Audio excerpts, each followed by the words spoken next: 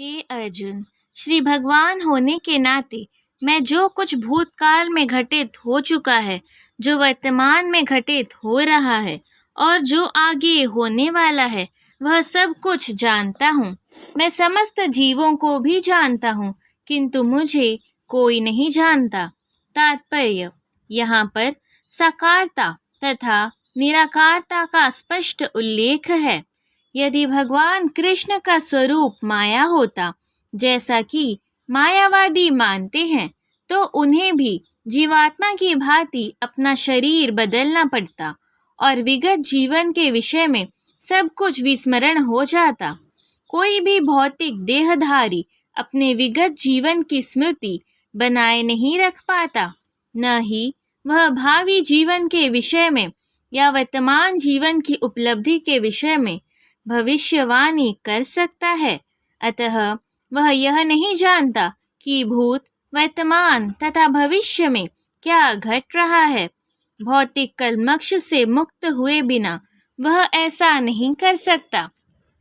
सामान्य मनुष्यों के भिन्न भगवान कृष्ण स्पष्ट कहते हैं कि वे यह भलीभांति जानते हैं कि भूतकाल में क्या घटा, वर्तमान में क्या हो रहा है और भविष्य में क्या होने वाला है।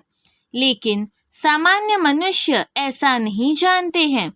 चतुर्थ अध्याय में हम देख चुके हैं कि लाखों वर्ष पूर्व उन्होंने सूर्यदेव विवस्वान को जो उपदेश दिया था, वह उन्हें स्मरण है। कृष्ण प्रत्येक जीव को जानते हैं, क्योंकि वे सबों के हृदय में परमात्मा रूप में स्थित है।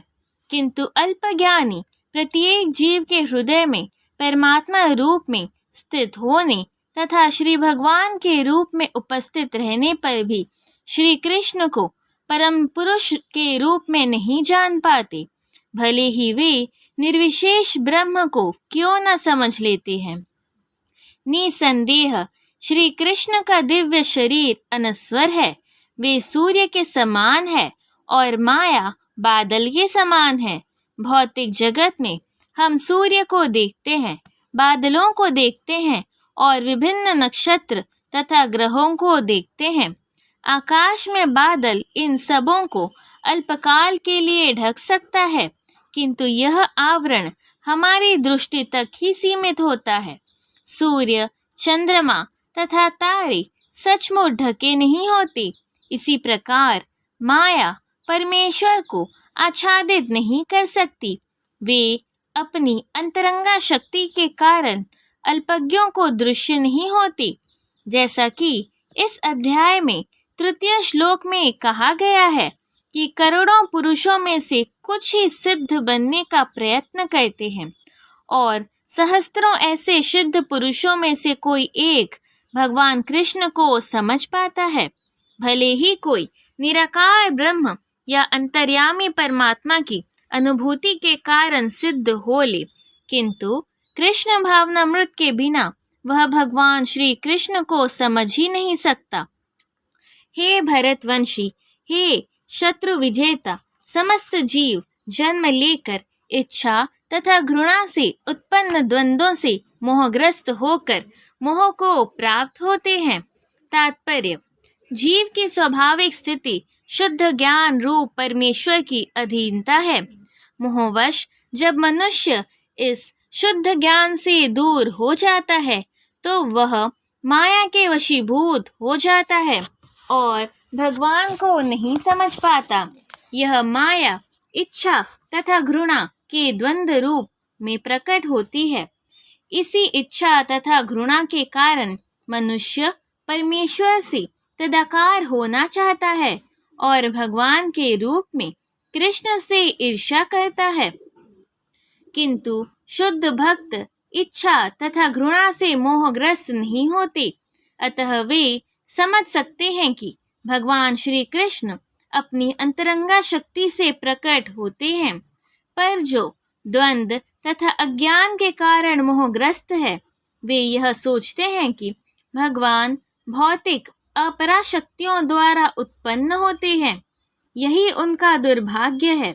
ऐसे मोहग्रस्त व्यक्ति मान अपमान, सुख दुख, स्त्री पुरुष, अच्छा बुरा, आनंद पीड़ा जैसे द्वंद्वों में रहते हुए सोचते रहते हैं कि यह मेरी पत्नी है, यह मेरा घर है, मैं इस घर का स्वामी हूँ, मैं इस स्त्री का पति हूँ।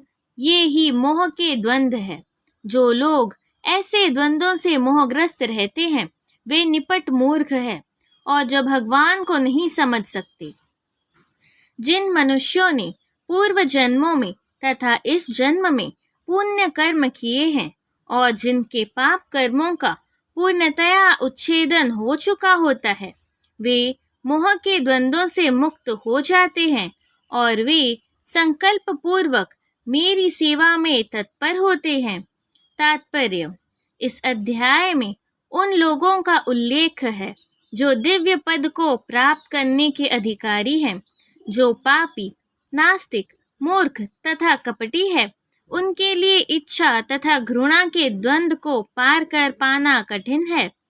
केवल ऐसे पुरुष भक्ति स्वीकार करके क्रमशः भगवान के शुद्ध ज्ञान को प्राप्त करते हैं, जिन्होंने धर्म के विधि विधानों का अभ्यास करने, पुण्य कर्म करने तथा पाप कर्मों के जीतने में अपना जीवन लगाया है।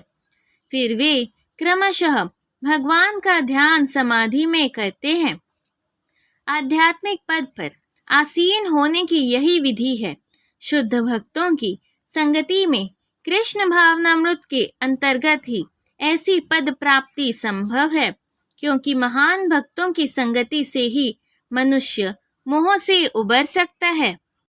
श्रीमद् भागवत में कहा गया है कि यदि कोई सचमुच मुक्ति चाहता है तो उसे भक्तों की सेवा करनी चाहिए, किंतु जो भौतिकतावादी पुरुषों की संगति करता है वह संसार के गहन अंधकार की ओर अग्रसर होता रहता है।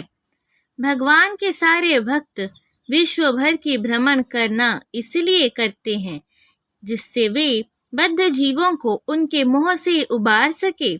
मायावादी यह नहीं जान पाते कि परमेश्वर के अधीन अपनी स्वाभाविक स्थिति को भूलना ही ईश्वरीय नियम की सबसे बड़ी अवहेलना है। जब तक वह अपनी स्वाभाविक स्थिति को पुनः प्राप्त नहीं कर लेता, तब तक परमेश्वर को समझ पाना या संकल्प के साथ उनकी दिव्य प्रेमा भक्ति में पूर्णतया प्रवृत्त हो पाना कठिन है। जो जरा तथा मृत्यु से मुक्ति पाने के लिए यत्नशील रहते हैं, वे बुद्धिमान व्यक्ति मेरी भक्ति की शरण ग्रहण करते हैं। वे वास्तव में ब्रह्म है, क्योंकि वे दिव्य कर्मों के विषय में पूरी तरह से जानते हैं। तात्पर्य: जन्म, मृत्यु, जरा तथा रोग इस भौतिक शरीर को सताते हैं, आध्यात्मिक शरीर को नहीं।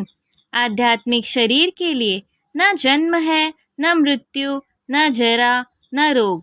अतः जिसे आध्यात्मिक शरीर प्राप्त हो जाता है वह भगवान का पार्षद बन जाता है और नित्य भक्ति करता है, वही मुक्त है। अहम ब्रह्मास्मि, मैं आत्मा हूँ। कहा गया है कि मनुष्य को चाहिए कि वह यह समझे कि मैं ब्रह्मा या आत्मा हूँ। जीवन का यह ब्रह्मबोध ही भक्ति है, जैसा कि इस श्लोक में कहा गया है।